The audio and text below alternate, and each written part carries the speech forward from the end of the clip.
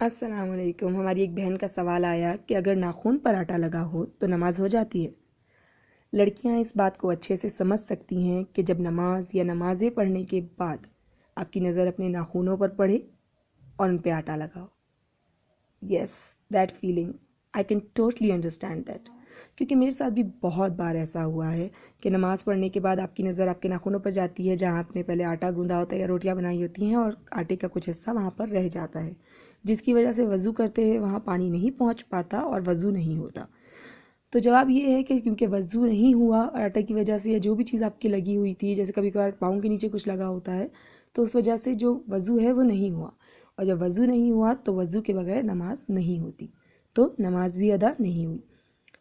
دوسرا سوال یہ آتا ہے کہ کیا اب ہمیں پورا وضو واپس کرنا ہوگا یا کوئی اور طریقہ ہے؟ تو جی، طریقہ یہ ہے کہ آپ جو بھی چیز لگی ہے اس کو ہٹا لیجئے، اور جہاں پر آپ کا وضو نہیں ہوا تھا جس جگہ کا، صرف اس پر پانی تیرائیں۔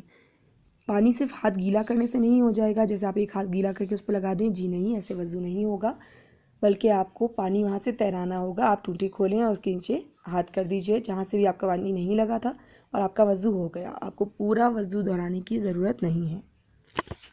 امید ہے آپ کو اپنا جواب مل گیا ہوگا۔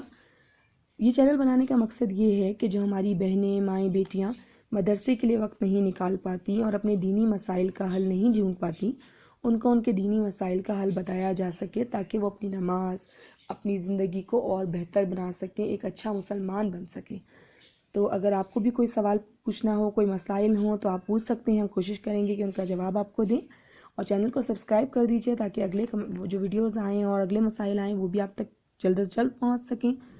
باقی اگر آپ کے ساتھ ایسا ہوا ہے کبھی، آپ کی نماز اسی طرح آپ کو واپس لوٹانی پڑی ہے، تو ہمیں کمنٹ میں ضرور بتائیے گا کہ آپ کے ساتھ ایسا کیا ہوا تھا، اور لائک کر دیجئے ویڈیو کو تاکہ ہمیں اور موٹیویشن ملے اور ویڈیوز بنانے کی۔ السلام علیکم۔